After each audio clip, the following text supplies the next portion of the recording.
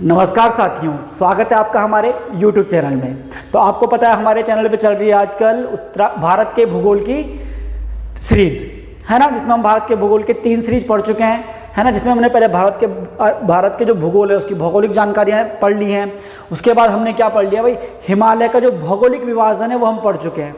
पिछले वीडियो में मैंने आपको बताया था हिमालय का भौगोलिक विभाजन, है ना, ट्रांस हिमालय, वृहत हिमालय, मध्य हिमालय और लघु हिमालय में, ये मैं आपको पढ़ा चुका हूँ।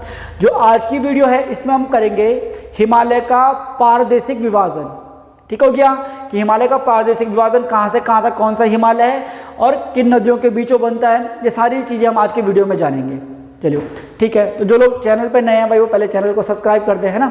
चलिए अब बात करते हैं हिमालय के पारदेशिक विभाजन की। तो सबको पता है तिब्बत की अगर मैं बात करूं, यहाँ पे क्या है, कैलाश मानसरोवर है या मानसरोवर झील है, और इस मानसरोवर झील से एक नदी निकलती है भाई, कौन सी नदी, सिंधु नदी।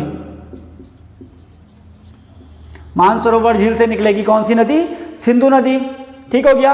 अब ऐसी आपको पता है इस मानसरोवर कैलाश मानसरोवर के बगल से ही एक और नदी निकलती है, इसके आसपास से एक और नदी निकलती है जो पंजाब से होते हुए जाती है। कौन सी नदी है वो, तो वो नदी आपकी सतलज नदी,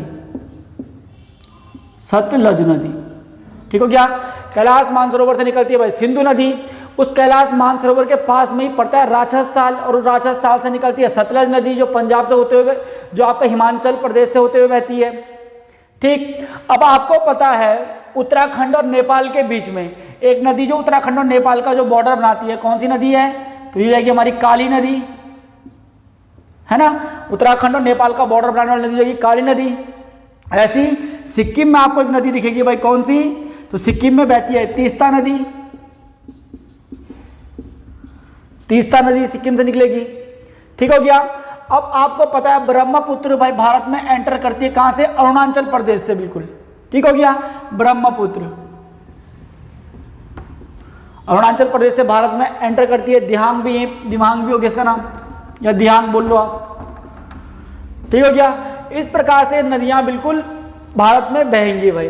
ठीक हो गया। पहली कौन सी, सिंधु, कैलाश मानसरोवर से, मानसरोवर ताल से निकल के आपकी सिंधु नदी, उस कैलाश मानसरोवर ताल से या मानसरोवर झील के बगल से ही आपके निकल रही है सतलज नदी, या सतलज नदी को बोला था राजस्थान से निकलती है।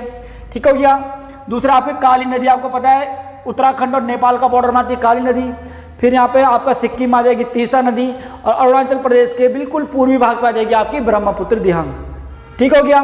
चलिए अब आपने देखना है भाई कि कहाँ पे किस हिमालय को किस नाम से जाना जाता है। तो जो सिंधु नदी से सतलज नदी के बीच का क्षेत्र है, यह वाला क्षेत्र हमारा, सिंधु नदी से सतलज नदी के बीच का जो क्षेत्र है इसे कहा जाता है हमारा पंजाब हिमालय। पंजाब हिमालय के नाम से इसे जाना जाता है। ठीक हो गया। चलिए अगला है आपका सतलज नदी से काली नदी के बीच का क्षेत्र, जिसमें भाई आपका उत्तराखंड पड़ेगा, है ना। तो इसे जाना जाता है किस नाम से, तो इसे जाना जाता है कुमाऊं हिमालय के नाम से। कुमाऊं हिमालय के नाम से इसे जाना जाता है। ठीक, सतलज नदी से काली नदी के बीच का जो हिमालय क्षेत्र है उसे बोला जाएगा कुमाऊं हिमालय। ठीक हो गया। चलिए अब आगे देखते हैं आपका जो आपका भाई काली नदी से तीस्ता, कौन सा क्षेत्र है ये, नेपाल का क्षेत्र है, तो इसे क्या बोलेंगे, नेपाल हिमालय। नेपाल हिमालय।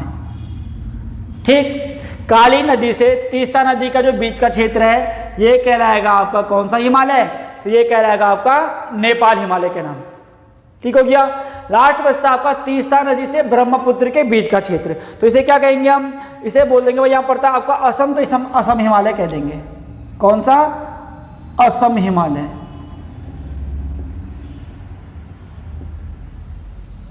असम हिमालय।